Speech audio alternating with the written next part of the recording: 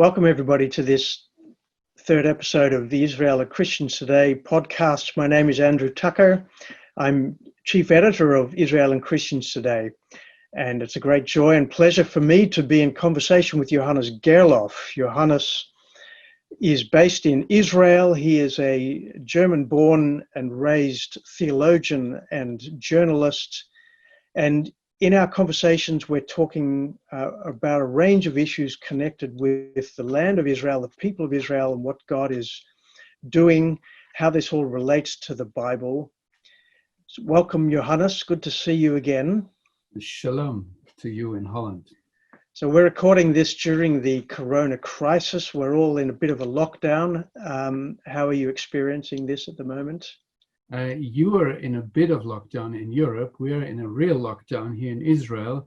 We're not allowed to leave 800 meters of our house. And if beyond, the police will stop us and ask, where are you going? So, but I'm personally feeling well. Yeah, great. Very strange times. Well, last time we had what I thought was a really interesting conversation we got into talking about territory and land. And the question that we wrestled with is God still interested in territory and land? And you made a very important point. I just want to remind ourselves before we launch into the next topic that, the Bible said God so loves the world that he gave his only son. And the world is more than just our individual spiritual salvation. It's also about the whole creation, including the physical world that we live in. And God's purpose revealed in the Bible is about life and flourishing on earth. His kingdom he is establishing on the earth that he made and created and is redeeming. So thank you for that really important insight. Johannes, wanted to talk with you today about these new agreements that Israel has entered into with now two Arab countries, Gulf countries, the United Arab Emirates and Bahrain, so-called normalization agreements. Can you just tell us a little bit briefly about those agreements? First of all, we have to be very careful. We have to see what these, we had more than 20 years ago, two agreements with Jordan and then nearly 40 years ago with Egypt, and they were still called peace agreements. And we did not even have normalization with these countries. When I drive here from Israel into Egypt, I can't do it, but I will get another license plate so people don't recognize me as an Israeli. So it's not really normal, like me driving as a German to Holland. I don't even have a border anymore. I mean, I realized where Holland starts, but nobody controls me. And you will be always able to see that I'm driving a German car. It's not like that with Egypt. It's not like that with Jordan. And I think it's a very positive step that they did not talk, neither the Israelis nor the Arab Emirates nor Bahrain talked about a peace agreement, but they talked about normalization. And why I'm saying we have to be careful, a few years ago, and just to say there's another mindset on the streets of the Arab world. A few years ago, an Arab man, and we're talking between men now, it might be a little bit embarrassing if women are listening, but an Arab man, in talk between men, he said something very interesting to me. He said to me, normalization is a dirty word. It's easier for me as an Arab to tell you that my daughter is a prostitute than to tell you that my son has normalized his relations with Israel. Now you have to understand that also on an Arab background, that if my daughter is a prostitute or is living immoral, I as a father, not that I want to, but I have the duty to kill her. Because what is more important than the life of my daughter is the honor of the family. So I just indicate that we are here in the Middle East in a totally different mindset and environment than you are in the Western world, even though most Israelis will claim that they are Western. But we're in a different environment. So Arab states talking publicly about normalization with Israel is, simply speaking, a revolution, because they bring something up on the table that is a no talk. It's worse than talking about your daughter being a prostitute. And they do it without any change in the Palestinian world. So the real losers of this is the Palestinians and maybe Iran, but both are not able anymore to hold the whole Arab world, something like 50 to 70 states, if you take the Muslim states with it, something like 50 states, you cannot hold them hostage anymore, neither to the Palestinian issue nor to the Iranian ideology. But you say, we recognize how our relation with Israel, and now listen, not will be, but is. And the relation with the United Arab Emirates has for decades been a normal relationship. So why is the Arab world so hostile towards Israel, and how long has that been the case for? That's a good question. I do not have a real answer for, because it's, first of all, it's a question that is mainly ignored in the Western world, and it's very difficult to grasp because of the honor issue I already touched. And I say it now from a Western point of view. It might sound different from an Arab point of view. But first of all, if I'm honestly talking and people tell me what they really think, there is a huge problem in the Arab world, and that is what we would call in Central Europe the anti-Semitism of the Arab street. It's not the bad rulers that force their normal people who are peace-loving and normal people who just want to live and have peace with their neighbor. It's not that the bad Arab rulers force their good, normal people to have peace with Israel, but it's the good Arab rulers who force their bad street to have peace with Israel. And we have to simply wait what's coming out of that. So that is one issue. And I met this Arab, I said with care, anti-Semitism, because it's not based on a racism. It's much more based on religion. It's much more based on other issues. And if you ask where does it come from, to be honest, I don't know. There was one Arab, one Palestinian who once told me, you have to realize that Muhammad liberated the tribes of Quraysh in the Arab Peninsula, and the tribes of Quraysh were Jewish, and how they liberated them, they killed all the men and they married the women. And this was that Muhammad also married a nice, we would say, Jewish woman who was also a good cook. And so she had to cook the feast meal to Muhammad for this liberation of the tribes of Quraysh. And what happened is that she actually mixed something into the food that in the end killed Muhammad. It didn't kill him at once, but he had to suffer for some weeks, and then he died of it. So if that is true, I say that's what one Arab told me. If that is true, we go back onto something very similar, a very similar kind of scheme, as we Christians say the Jews murdered God. So in a similar way, they murdered Muhammad. But there might be other factors in, and we should not forget that it was the Arabs who invented the ghetto. It was the Arabs who invented the yellow piece of cloth that identifies a Jew. So and centuries ago. So it wasn't a European invention, all these things, but it was an Arab invention. So there's a lot of factors mixed into it. But to make it short, to say that the United Arab Emirates and Bahrain are normalizing their ties with Israel is, simply speaking, a revolution and a big loss to the Palestinians and the Iranians. I think it's important just for our listeners to go back a little bit to understand the history of how this came to be about. My understanding is when the State of Israel was created in May 1948. Before that, we had the Mandate for Palestine, which was something set up under the League of Nations to recreate a Jewish homeland in Palestine. And at the same time, the modern states of the Middle East, or many of them, were also being created because they were also set up by the League of Nations, namely Syria, Iraq, Jordan, Lebanon.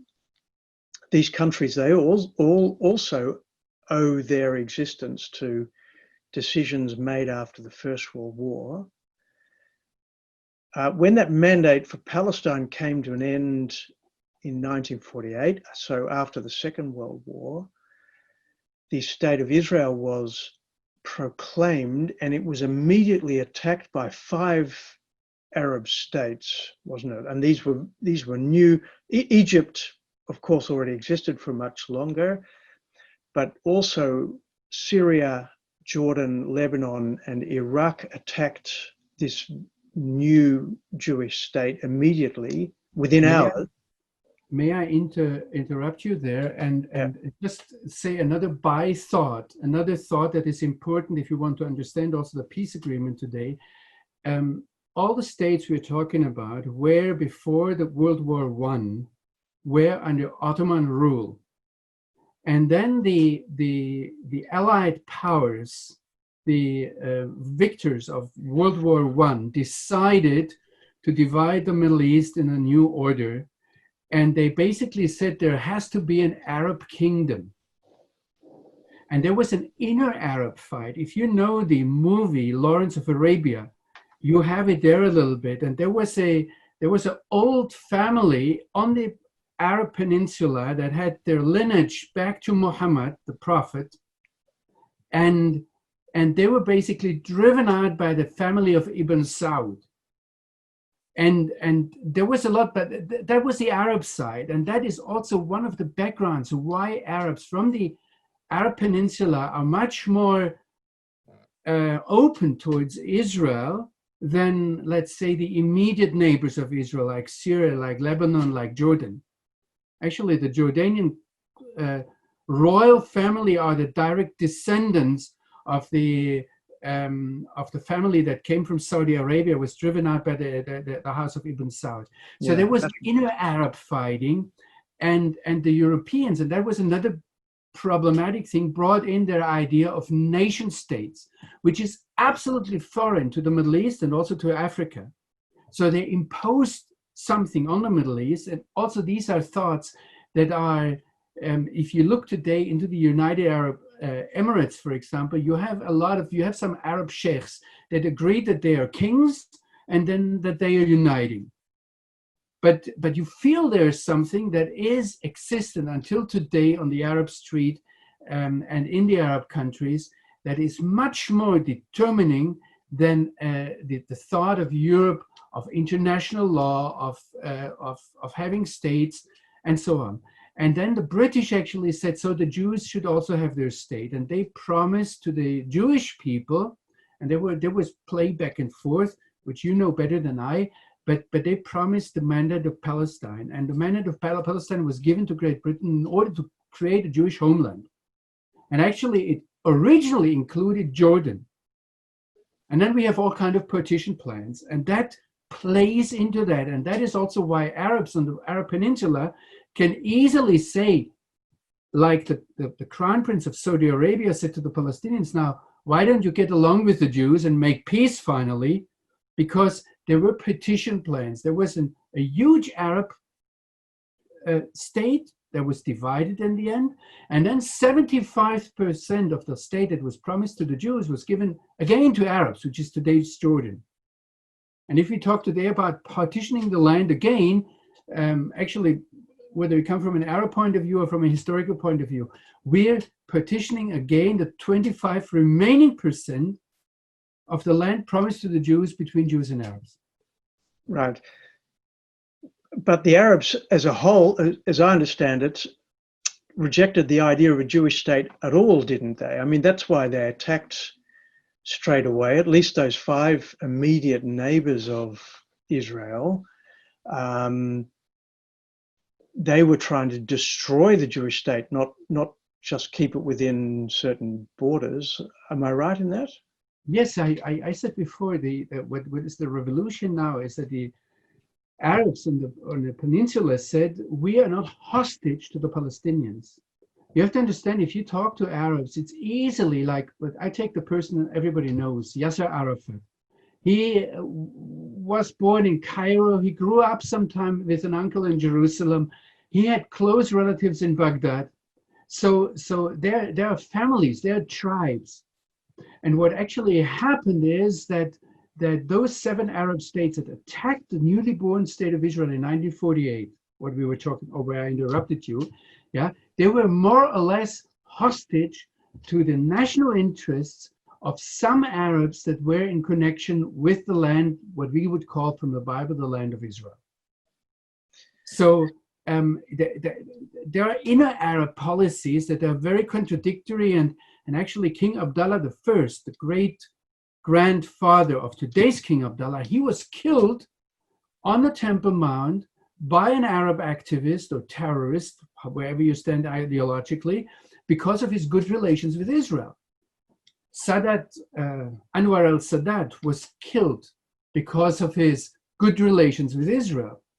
And we know that they were not normalized, yeah? So it's very interesting how this whole thing will develop. So Johannes, you said that these new agreements are quite revolutionary. So this is quite amazing that we have 2 Arab states, they're Sunni Arab states, that are entering into this normal relationship, which means they have diplomatic relations. They're going into economic cooperation or formalizing the economic cooperation that's already been going on business to business for many years. But this is all now becoming to the public level, institutional level. They're committing to friendship, to working together at many different levels. Where is all this heading? Do you see actually a complete shift in the Middle East? Are we seeing now, let's say Iran and Turkey are allied together against the rest of the Middle East? Will many other states follow this initiative? I want to be very, very careful. First of all, I cannot say what will happen tomorrow, but we have rifts that are very, very interesting in the world surrounding Israel. For example, you mentioned just normally Turkey and Iran together. What connects Turkey and Iran is only that they're both not Arab. Otherwise, they're mortal enemies, because Turkey is Sunnite or Sunni and Iran is Shiite. And some time ago, a Sunni sheikh said to me, you Christians are okay, the Jews are okay, but the Shiites, you should all kill them. And he actually told me that he hoped that America would bomb Iran. So there's a deep Sunni Shiite shift. The Turks actually have another problem that 2,000 years ago you didn't have them here. And if you have colonialists, and listen there to Erdogan, who accuses Israel of colonialism, 2,000 years there were Jews here, and every Arab knows that, but there were no Turks here. The Turks came somewhere from China or Eastern Asia, I don't know where, and invaded here. So that's another shift. Now there is a racial shift between Arabs and Iranians, which Iranians, the name Iran, and that's what Iranians claim, is connected to Aryan. Now I'm not, as a German, I'm not allowed to say that anymore, but it was an Iranian who once told me, we are one, we are both Aryans. And they know that Arabs are what we would call in German Untermenschen, subhumans. Yeah, so there's a very dirty racial element in all that. And I do not know where all this leads. This is a very unsympathetic, let's say, mix of neighbors we have here. And there is a there is an ideological string that hates the Jews. That might also unite them, but I have to say might unite them. We should not forget that Turkey was a state that in 1949 celebrated the rise of the Jewish state. There were 50,000 people on the streets celebrating the founding of the Jewish state. And Turkey was the first Muslim state having diplomatic relations with Israel. Don't forget that. And Iran was, until 1979, the state in the whole area who had best relations with Israel. If the Mullah regime falls, we don't know what will happen. So there is a lot of question marks in that. And yes, at one point we are right, the threat from Iran and the systematic buildup of Iran to be a hegemonial power here, a regional power here, frightens the Arabs and kind of creates a Israeli Sunni Arab bloc today that is against Iran. But that's nothing surprising. That is actually already 20, 30 years old. So what is the revolution is that the Arabs say we stand with this normalization, that they publicly proclaim it. Don't forget that I think 2 years ago, there were military exercises over the Mediterranean. It was organized by NATO, and the Greek Air Force was participating, and the United Arab Emirates Air Force was participating with the Israeli Air Force.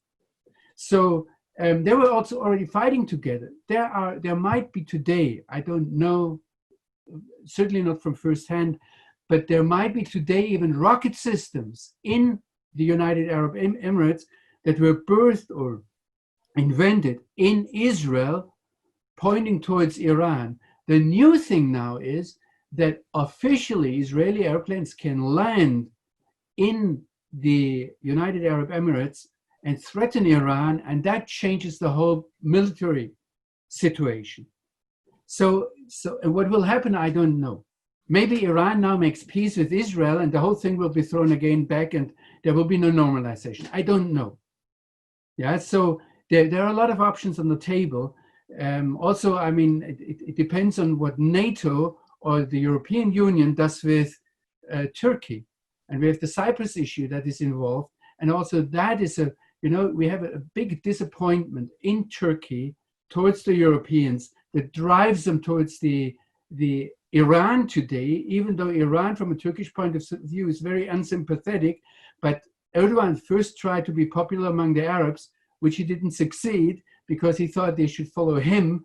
And he kind of brought up these old Osmanic fears, and Arabs are rather occupied by Israel than dominated by Turkey. So you see that there's a lot of things coming in, and it's very, very fragile, very unpredictable what is going on here. Just one final question, Johannes, before we draw this podcast to a close, but as an Israeli or living in Israel, do you sense amongst Israeli people a euphoria about these agreements? Is this somehow ushering in a new area of peace, or are people a little more, let's say, skeptical? As I said before, nobody's talking about a peace agreement. Most Israelis I know would answer, so what? We will not be able to wear a bikini on the nice beaches they have in the United Arab Emirates. And they're actually very expensive. Business people have relationships already for a long time. It's somewhat unpredictable because the security situation in terms of legal security situations for businessmen is very unpredictable in the United Arab Emirates. So it won't change a lot. I don't see the big stream of tourists going there. Israelis are very curious. They will for sure go there to get to know that country. But it won't be like with the Black Forest or with Berlin, a relationship where Israelis go year by year. Interesting. Well, we're certainly living in fascinating times, aren't we? Thank you, Johannes, and look forward to speaking with you next time.